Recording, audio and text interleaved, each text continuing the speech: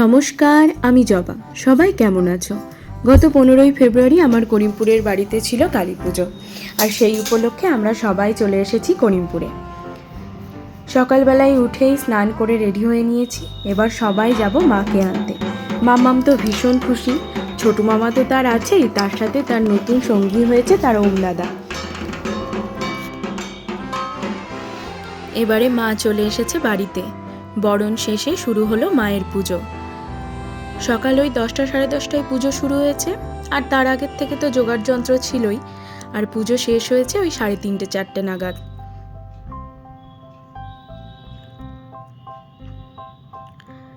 আর পুজোর শেষে এবারে মায়ের বিদায় বেলা, বরণ সিঁদুর খেলা।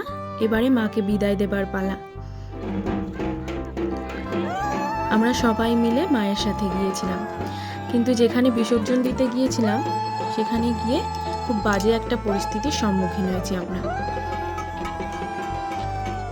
আমরা ছোট থেকে করিমপুরের যে নদী আছে তাকে খড়ি নদী হিসেবেই চিনি। নদীর জল তো এখন প্রায় শুকিয়েই গিয়েছে, নেই বললেই চলে। সেটা অনেক জায়গাতেই নেই, কিন্তু যেটুকু জল আছে তাও কচুরিপানাতে ভর্তি, আর বাকি তো অর্ধেক চাষের জমিতেই পরিণত হয়ে গিয়েছে। কিন্তু যেইটুকু জল আছে তার মধ্যেও যে ঠাকুর ওখানে বিসর্জন দেওয়া হয় সেখানে কোনো পরিষ্কার পরিচ্ছন্নতা নেই। এদিকে মাম্মামও মাকে টাটা দিয়ে দিচ্ছে। কোনো রকমে বাঁশ দিয়ে ঠেলে ঠুলে সব ঠাকুরের কাঠামো সরিয়ে একটুখানি জল পাওয়া গেল, তাও ভীষণই নোংরা এবং গন্ধযুক্ত। তো এরমভাবে সারাদিন ঠাকুরকে পুজো দিয়ে ওই জলে বিসর্জন দিতে সত্যিই খুব খারাপ লাগে। তবে আমার মনে হয় এখানকার ঘাটগুলো যদি পরিষ্কার করে অন্য কোনো ব্যবস্থা করা হয় তাহলে এখানকার মানুষের জন্যও এটা খুব ভালো হবে, বা ঠাকুর বিসর্জন দেওয়ার জন্য যদি অন্য কোনো নিয়মাবলী চালু করা হয় সেটাও হয়তো খুব ভালো হবে। আর এই যে আমরা সবাই মিলে মাকে বিদায় দেওয়ার সময় ছবি তুলেছি।